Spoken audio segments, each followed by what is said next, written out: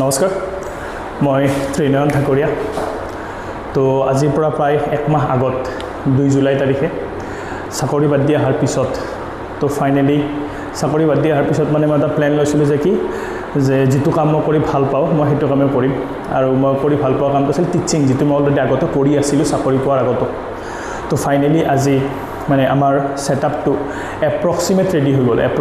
হৈ গ'ল মিন্স কি এইখন যিখন বোৰ্ড ইয়াতে আছে এই বোৰ্ডখনৰ জেগাত এখন ডিজিটেল বোৰ্ড আহিব সেই ডিজিটেল বোৰ্ডখনৰ কাৰণে অলপমান নেগোচিয়েট মানে অলপমান পইচাৰ প্ৰব্লেম চলি আছে যাৰ কাৰণে অহা নাই বাকীখিনি কমপ্লিট হৈ গৈছে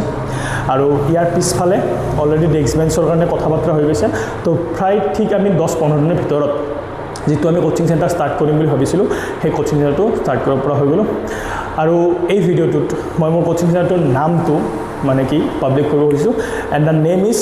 AURUM AURUM AURUM and AURUM means ইংলিছত যদি আমি AURUM চাওঁ AURUM মিন্স গোল্ড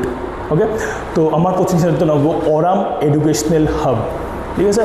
আৰু আমি প্ৰায় নেক্সট 10-15 দিনৰ ভিতৰত আজিৰ পৰা ঠিক 10-15 দিনৰ ভিতৰত আমাৰ এই কোচিং সেন্টাৰটো ফুললি লঞ্চ কৰিম আৰু যেটো আমাৰ ফাৰ্ষ্ট বেচ ক্লাছ 10 হেতু আমি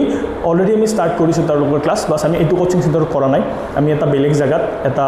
যিখন স্কুলত মই কাম কৰোঁ বৰ্তমান সেইখন স্কুলতে এটা ৰুমত আমি অলৰেডি সেই বেচটো স্টাৰ্ট কৰিছোঁ তো সেই বেচটোক 10-15 দিনৰ ভিতৰত আমাৰ এই কোচিং সেন্টাৰটোত শিফট কৰিম আৰু সেইটোৱে হ'ব আমাৰ এই কোচিং সেন্টাৰটো ফাৰ্ষ্ট বেচ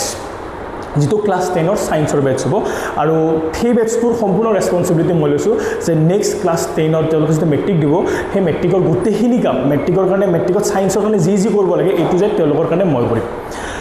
আৰু নেক্সট ইয়াৰ পিছত আমি এটা বেচ মানে লঞ্চ কৰিব যাই আছোঁ আৰু সেই বেচটোৰ বিষয়ে বৰ্তমান মই এই ভিডিঅ'টোত একো নকওঁ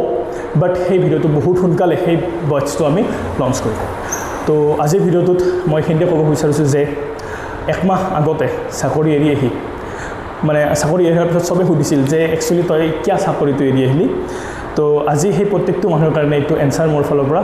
ডেট যেটো কাম মই কৰি ভাল পাওঁ যেটো কাম মই কৰি আছিলোঁ সেই কামটোৱে মই কৰিম বুলি চাকৰি এৰিছোঁ ধন্যবাদ